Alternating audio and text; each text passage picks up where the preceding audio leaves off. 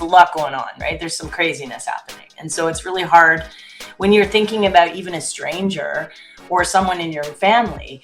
We've all got this inner loop going in our mind, right? Like there's this research out of Canada, Queen's University, that said we have on average 6,200 thoughts a day, like 6,200. So of those thoughts, 80% are negative.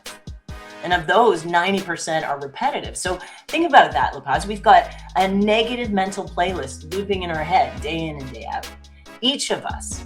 So for us to get our message into that brain from someone that we love or someone we work with, we have to start communicating in a way that we understand they've got a lot going on in there, and we need to have some empathy and understanding and communicate effectively to get through, because it's just a crazy world right now.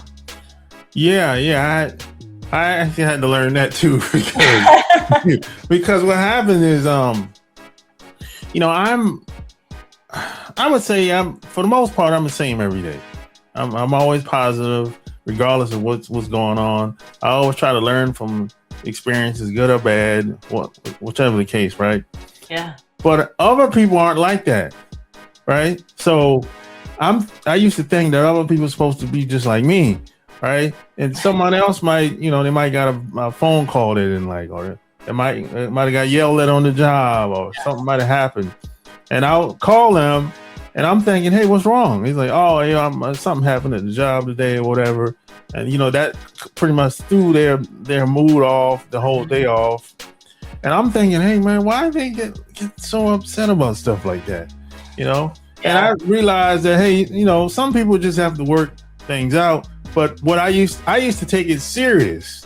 I used to think, man, I just don't want to call them no more, because every time I call them, they're talking about the job, or they're talking about what happened with their wife and the girlfriend, Yeah. So I used to take that stuff personal. Yeah. It can drain your energy, right? Yeah. Oh, yeah. Well, that's the thing. I think one of the things I teach people is a really great little tool that you can use, especially because there's so much negativity around us. It's like an energy vampire, right? They can just steal your energy, especially with you being optimist and being up. It's really hard. And one of the things that I tell people to do is to start by looking, it's called first and last. Start by looking at the first thought of your day. Like I'm talking about before you even lift your head off the pillow, what's that first thought in your brain? And it may likely be, snooze button. It may be, the problem that you went to sleep thinking about, or maybe, I got all this stuff I got to do today. But whatever that first thought is of the day, that sets the trajectory for your whole day. So even starting by saying, I have everything I need to be successful today, or I am capable, or I'm healthy, I'm whatever you want to put in there, more than an affirmation, it's a thought that you set for the whole day.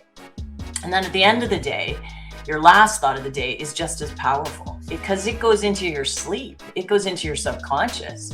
So when we're putting the phone down, getting out of the bath, putting the book down, whatever we're doing, that last thought before we go into like a theta state of our mind, before we're just about to fall asleep, that thought is crucial, that it's positive and that it's full of gratitude, because that will go into your subconscious. So I think of these as first and last, as bookends to the day.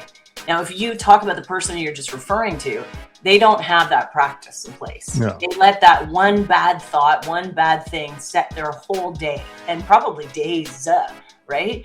So this is a practice that we get into to keep our inner chatter aligned to what we need to be happy, and it's it has such a huge impact on your day.